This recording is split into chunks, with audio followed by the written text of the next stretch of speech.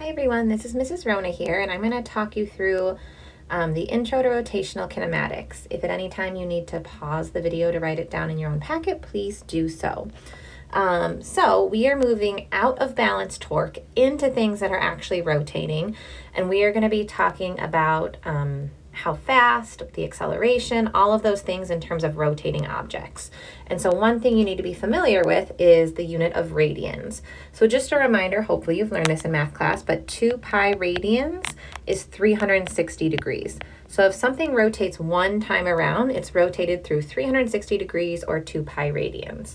So 1 radian, if you're trying to picture how much that is about 57 degrees. So we have a picture over here to the right of a circle, and let's assume that black line is a metal bar and it rotates counterclockwise through an angle of 1 radian. If we were to draw where it ends up and label the angle, if it rotated 1 radian, that's about 57 degrees, so almost 60 degrees, so it would look something like this. This would be 1 radian. And if we wanted to do number 4, if it goes back to its original starting place and goes 2 radians, well, that would end up over here approximately. So that would be 2 radians. Number 5 says an object spins counterclockwise at 3 radians per second. So now we're talking about a velocity, right? Like how quickly is it rotating? So then they want us to draw and label the angle it sweeps out after 2 seconds. So in 2 seconds, if you're going 3 radians per second, you'll have gone 6 radians, right? So 6 radians is right almost all the way back around. A full circle is 2 pi. Pi is 3.14. So if you multiply 2 times 3.14, you get 6.28. So right about here would be 6 radians. So that's almost a full circle.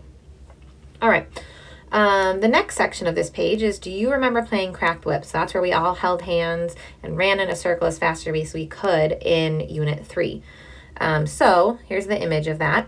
If the person in the third ring, the outer one, makes 1 full revolution, what distance does she travel? So if this person goes all the way around a circle out here, what distance do they travel? We did this in Unit 3. It's the circumference. So they would go 2 pi r meters, right? That would be a distance. And then what about the person in the first ring? Well, that person is going to go less of a distance because they have a smaller radius, so they have a smaller circumference. So they would have, because they're at 1/3 of the radius, they'd have 1/3 of 2 pi r. They've traveled less distance. Sorry, I wrote 1/2, but I said 1/3. All right, so question number 2, if the person on the third ring makes 1 full revolution, what angle does she sweep out? So now we're talking about Unit 6 ideas. What angle is that? If you go all the way around one circle, that's 360 degrees. We're going to talk in radians, though, so it's 2 pi radians. What about the first person on the first ring? Well, the first ring, if they go in a circle, they also sweep out 2 pi radians. So because both of them traveled in 1 full circle, they both traveled 2 pi radians around. So their linear distances are different, but their rotational angles are the same. Question 3, which person has the largest tangential speed? So this is going back to Unit 3 again. Tangential speed, we think about as your distance over your time. And so which person has the largest tangential person would be the outside person, because they travel more distance in the same time. Both of those people are going to make it around in the same number of seconds, but the person on the outside had to run faster to do that. The largest angular speed, so now this is a new Unit 6 idea. Angular speed is how quickly are you rotating. And so that is how many angles you've gone through over time. And so this is, they both did 2 pi radians, so they have the same angular speed because they did the same angle in the same amount of time. All right, number 4, how can you calculate the distance a person traveled at a radius r through any angle? Well, so we were doing 2 pi r over t back in Unit 3, but what if it was any angle? So what we would do is we would say, if we want to know their distance that they traveled, let's call it x, through a radius, we would take the angle they rotated, how many radians, times the radius. Okay, so theta is in radians times the radius. This looks the same as 2 pi r, right? To find a circumference, your one time around is one rotation, and so we're just talking about any angle. What if you don't go a full rotation? So then down below that, how would you find the tangential speed? Well, we did this in unit 2. Tangential speed, we can take your angle you rotated times a radius and divide it by time. In unit 2, we always said one full rotation and we used period as the time, and that's how we got 2 pi r over time. This is a more general version of that equation to find a tangential speed. So let's do the same thing, but we talk about angular speed. So if we want to find somebody's angular speed has a variable omega. That is looks like a W, but it is a Greek symbol. So that's an omega equals, we would do something similar. We just take the number of angles they went through over time. Now, something I want you to note about this equation is that is only if you're going at a constant angular velocity or a constant angular speed, right? Assuming you're going through the same number of radians per second, this equation works. If you start accelerating angularly, like rotating faster and faster, or rotating slower and slower, this equation doesn't work. So please be careful about that.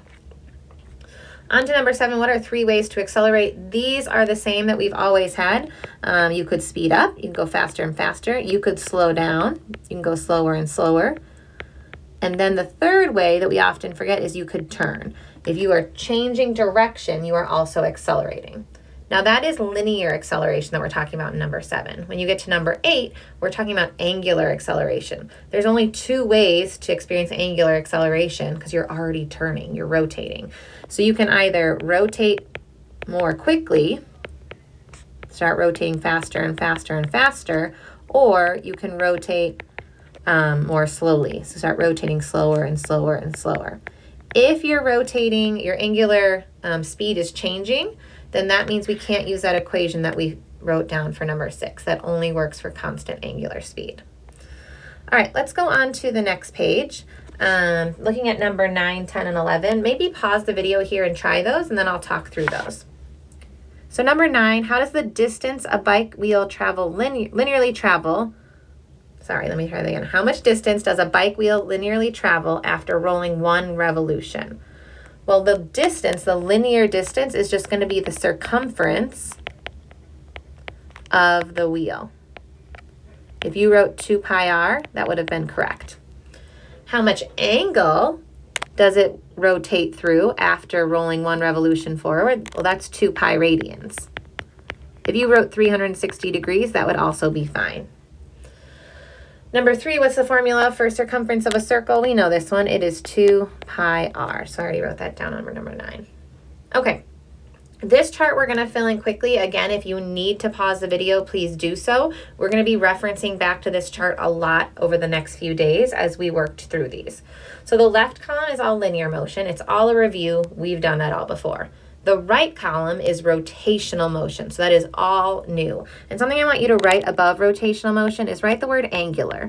Angular and rotational are synonyms. They mean the exact same thing, and you'll hear us say them interchangeably. So if you have linear displacement, the first box here, we know that that's delta x or delta y. We've been doing that since unit 1. We can also have rotational displacement or angular displacement. The symbol for that is theta. We're thinking of like how many radians or degrees did something rotate through. So that's our definition. It's the angle rotated through from start to end. The units that we are going to use almost always are radians, and it can have direction. It could be clockwise or counterclockwise. And just like with torque, the conventional direction, clockwise is negative and counterclockwise is positive. Now number 9 and number 10 right above there, call us to consider if the relationship between linear distance that something rotates through and the angular displacement something rotates through. One depends on the radius, one does not. And so we have in the middle these bridge equations that can take us from linear motion to rotational motion and vice versa. So if we want to know the linear distance something travels through, we take the angle it rotated through and we multiply it times r. So very similar, that's what you see play out up here. We took the theta 2 pi and multiplied it by r. All right, let's move on to velocity. So we have linear velocity on the left, stuff you already know. On the right, we're going to talk about rotational or angular velocity. The symbol is that omega I talked about before on the last page. Looks like a curvy little W. It's a Greek symbol. And the definition is the rate at which something rotates.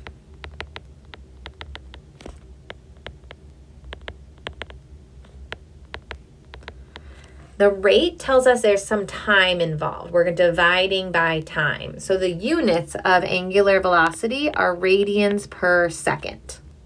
Very similar over here to the units of meters per second. The direction, similar to up above, can be clockwise, which is negative, or counterclockwise, which is positive. We also have a bridge equation that takes us from linear velocity to angular velocity. If we know something's linear velocity, we can solve for its angular velocity. The equation is v equals omega times r. So you see it takes the same equation, the same format as the one right above it. It's always the linear version equals the rotational version times the radius.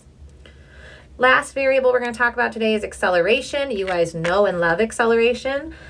We also have rotational acceleration. The symbol for that is an alpha, which looks kind of like an infinity sign that's unfinished. You can also think it kind of looks like an A, so that goes with acceleration, but the symbol is alpha.